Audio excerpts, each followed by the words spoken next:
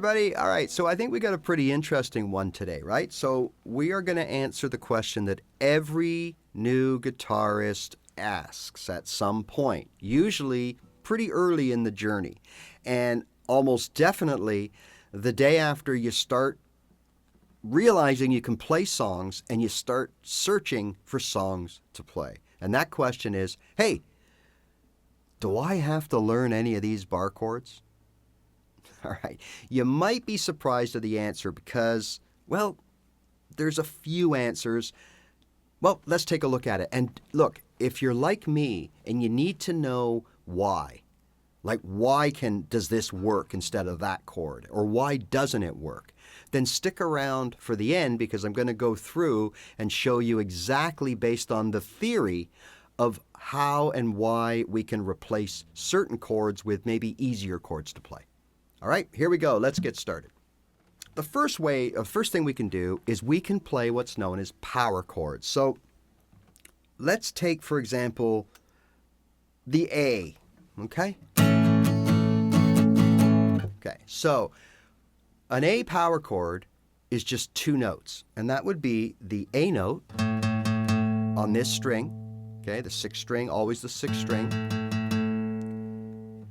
and this note right here on the fifth string. And I'm just going to play the two strings that I'm fretting. That's an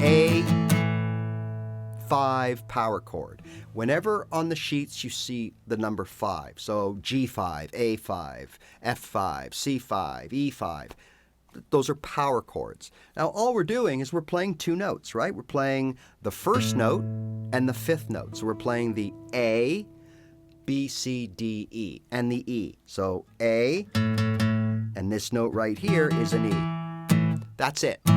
Now, sometimes you'll include the octave, okay? And that's, remember how to get the octave? 2 over and 2 down. So the E, the next E is right here. So we could play this, then we put these two fingers here. There's an E5 with the octave in it. Now, but wait a minute. This looks familiar. This is an A minor bar chord. This makes no sense. How can it be an A minor bar chord? Well, it's because in a power chord, there's no third note. Now, a chord is made of the first, third, and the fifth note. In a power chord, it's 1 and 5. We're missing the third, so it doesn't have a identity. Therefore, we can play this A over as an A minor or as an A major. Now remember, all we're doing here is we're playing the two lowest, bassiest notes in that whole chord makeup. So we're going to get a thick, rich sound. Maybe that's why they're called power chords. I'm not sure. Get all that sound from two notes, basically. But when you look at this and you're in front of me, you have no idea what I'm playing here, okay? Well, it looks like I'm playing an E major bar chord or an A major bar chord, but I'm not. I'm playing a power chord. So in my opinion, big X. Because if I'm going to play this, I might as well just put this one last fat finger in place and play the whole darn bar chord. Now, I'm using A as an example. The same thing is with G. Same thing would be B, C, and D. Any of the bar chords along that string that are E-shaped, right? It's the same thing. Why would I do all that? I might as well just play the original bar chord, correct? So let's out with the power chords, right? I'm not a big fan. And remember, when you play power chords, 86% of the time you're playing on an electric guitar. Do you see, like the way I made up that number? I didn't go 85 or 90 or 80. I went with a weird number so that it's almost believable. But my point is that an overwhelming amount of the time, you're going to use power chords on electric guitar. And that means you're going to be using some form of effects pedals or some kind of effects on your fancy amp. So therefore, we're not really worried about what notes we're actually playing, because all the fuzz and distortion will probably kill the vibe anyways, right? So I thought I'd show it to you, okay, but it really doesn't make sense. You might as well just learn the bar chord. So that takes us to alternative number 2, and that is the capo. Now, this is great, but unfortunately it doesn't always work. It's great sometimes and, well, not a lot other times. The capo would be great for something like a chord progression or a song that's all sharp. So you have like, for example, we might have to play a D sharp. So we might have to play D sharp, right?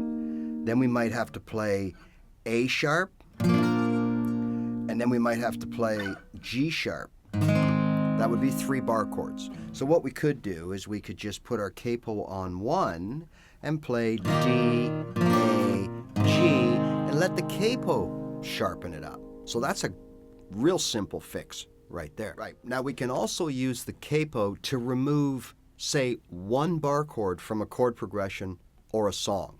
So let's say we have this chord progression here. We have D, A, B minor, and G. And you don't want to play that B minor because, well, quite frankly, you can't.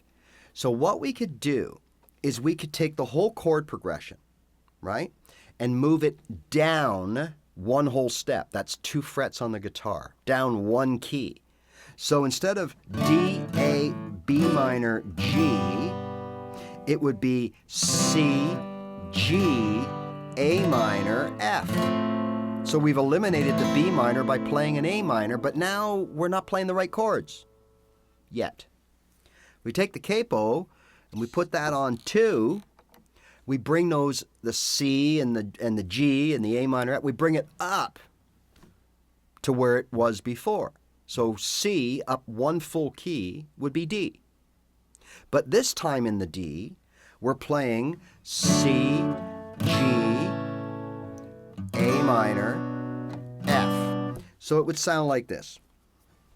The original would be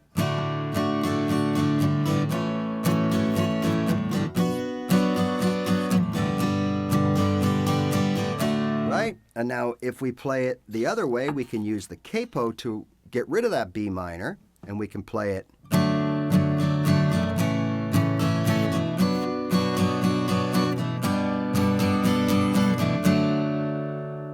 so we're still in D, but we're just a different sounding D because we're using different chords and capoing it to a D. But we've gotten rid of the B minor. Okay, now we could do that with most chords that maybe have 1 bar chord in it. But we have to be careful because if one of the chords in the sequence is, let's say it's around an E or a B, and depending on how we use this strategy, we could then turn another chord into a bar chord by moving or by using the capo. But just remember, you got to go down 1 step with the chords to play, then put the capo on to bring it back. Okay? So that's another way to get around a bar chord here and there. Now, this way, I guess the final way would be we'd have to use triads. But before we embark on learning new theories like triads and new shapes that are going to come with it, we already play some triads. We just don't realize it. And those come in the form of open chords that we slightly or immensely move up the neck, right?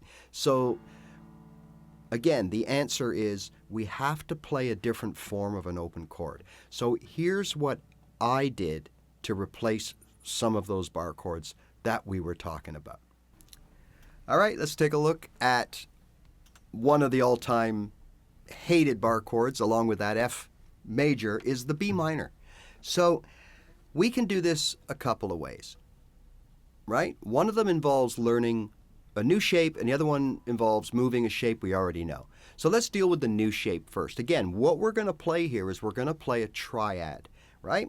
And then that triad will replace the bar chord. So the new shape, sort of, is a familiar shape. There's our C, okay?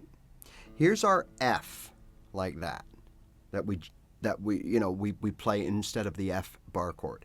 So if we come to the start at the 2nd fret and move all these fingers down 1 string, we have 1 finger in fret 2, 3, and 4, string 1, 2, and 3.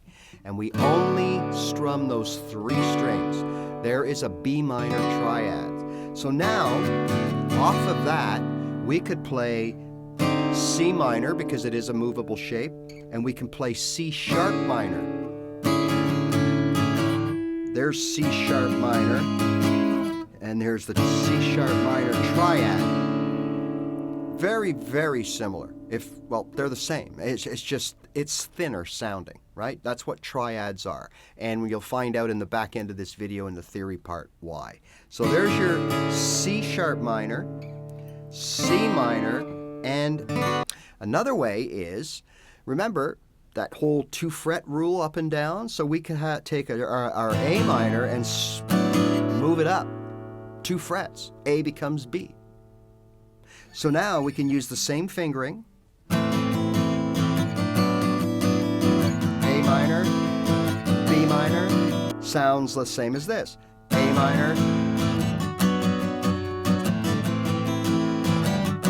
Now remember, this B minor is going to sound a little richer because we're using more strings. We're using all of the strings. This B minor is going to sound a little thinner because we're only using the 3 strings that we fret. All right, the next 2 are by far the 2 most hated bar chords by most beginners, all right? And that is, they are the B major and the F bar chord, okay? So here's what I did for the B major. Again, using the triad system, but using chords I already know. So in this case, we're going to take an A. Now, if you play your A this way, that's great. If you play it this way, that's great too, right? Either way, you take that shape using that 2-fret theory to move things up. So there's A, moved up 2, and we got a B triad. Now, the only thing is, we've got to make sure that we only fret those 3 strings, right? D, G, and D. And we got to make sure that we only pluck those 3 strings or strum those 3 strings. So sometimes you got to get in there and jiggle around a little bit. And you got to kind of, okay, just to make sure that you got it. But there. So there is my new B major to replace this. That for me, I get about a 60%, maybe 50% success rate when I'm going back and forth. So I have now switched everything to just playing that, all right? Now, that F major chord, well, that's another story. But again, we're going to go to a shape that we're familiar with. So there's our F bar chord. Now, all we're going to do is we're going to take our C. Okay, everybody knows how to play the C. We're going to leave our first finger in place, and we're going to just simply move these 2 fingers up 1 string. Down on the guitar, but up in theory. And that's going to give us this 3-note chord. C, A, and F. C, A, and F. And that is the triad for the F major chord. F, A, C. Okay? So there's our F triad right there. So we have our B, and we have our F. Completely replaced with more than adequate replacements. And I play that F triad all the time. There's F major, there's the F triad. Okay? The difference is negligible. A little bassier because, again, we are playing this extra note here, and we're playing the F at the both ends we're playing, but we're not playing that in the triad. We're playing our F here and only 1 F, right? Because it's only a 3-note chord. So that's how I replace my F, okay? Now, there are other ways to play that cheater F, but this is going to be the segue into the theory section. Now, for those of you who want to continue on, right, what I'm going to explain now is how and why we can play these shapes like this instead of like this. Or we can play our B minor like this instead of like this, okay? And, you know, all kinds of stuff like that. So that's happening right now. Here we go. All right, we are now in theory school, kids, but rest assured, you're going to find this really interesting. And the cool part is this pertains to any chord, any bar chord. I'm going to use, as we were finished talking before about the F triad, so I'm going to build on that and show you something very interesting. But once again, what I'm going to show you in this F chord is exactly the same for the G, the A, the B, the C, any bar chord, any chord, right? Okay, so we have our F triad. Now, if I take my first finger and I do a little mini bar here on that F triad, I have another version of F. I don't know, F7 maybe, or that's F major and this is F7. I've never really, I get them mixed up all the time. But I take that mini bar and let's look at what I'm fretting. I'm fretting F and C. With this finger, I'm fretting my A, and with my ring finger, I'm on the root of F. So I am actually fretting the notes C, F, A, F. Now if we look at the triad for the F major, it would be F, then the third would be A, and then the fifth would be C. So F, A, C. So we have those three notes. That's what makes the original that I showed you a triad.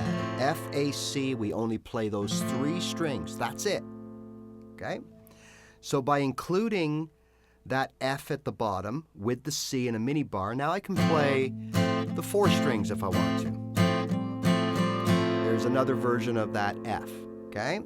Now, if we were to use our pinky or exchange our pinky with our ring finger and move everything up here. So I've got a mini bar on the first fret, I've got my big finger on the A, and I've brought in another finger to fret C and F. So I've got C, F, A, C, and F. And what are the triads again? What are the three notes in the triad? F, A, C. So you see what's happening here? I'm not adding any notes. I'm not taking any notes out of it. They're the same notes duplicated. Let's look at the G open chord that we all know and love, okay, as a comparison so you kind of know what I'm talking about. We play our G this way. The notes we are fretting are G, B, and the G down here, okay? The notes we are playing open when we use all six strings are D, G, and B. Now, for some of you, you put an extra finger in that G. That's fine because now you've got a G and a D at the bottom. What's the triad for a G? G, B, D, right? The 1, the 3, and the 5th note. So let's look at all of the strings, what we're playing. We're playing a G, we're playing a B, we're playing an open D, we're playing an open G. If I don't have my finger, I'm playing an open B. If I have my finger here, I'm playing a D, and then a G at the end of it with the pinky. Only 3 notes, that's it. Even though we play 6 strings, we're just playing 3 Gs and 2 Ds and 2 Bs or whatever the combination is, but we're not playing any E's or A's or C's or anything like that. We're just playing the same 3 notes over and over again. That's what makes this chord so big and lush, and everybody seems to like it. And every chord is the same. So let's get back to that F. All we did here is no matter how we play it, whether we roll up and just use the 3 strings, I mini bar here to add an extra note, I put my pinky here to add another note, we're only adding repetitive notes. And that's why when we play this G, ooh, big and thick and lush, and then we play this G, triad, only 3 strings. It sounds tinny. It's higher because we're further up the neck, but it also is a weaker chord because we're only playing 3 as opposed to all 6 strings. So the same thing happens here. F triad, it's kind of a cheater F chord by just rolling up and barring those 2. Adding our thing here, we're just adding another C or an F. That makes it an F, okay? So there's your bar chord. these fingers are in the same place. Check it out. If I play here like this, or I play here like this, these fingers are in the same place. And that goes for every chord, every bar chord, right? So there we go. Now, what are we doing with the bar? What are we getting out of that bar? Well, we're getting this note here, and we're getting this note here. Even though most of us, when we play it, we can get this note, but that note somehow just gets lost, and we never get it, ever. So, no big deal. We lose an F. We still have an F here, and we have an F here, right? Okay. Now, remember, the rest of the bar is useless, because just like the nut, anything we play past the nut is no music, it's just noise. Anything we play past these fretted notes is just noise. So that bar is its only job is to get this note and that note. And we've kind of given up on this note because we got it here. So we could do this. We could do that, right?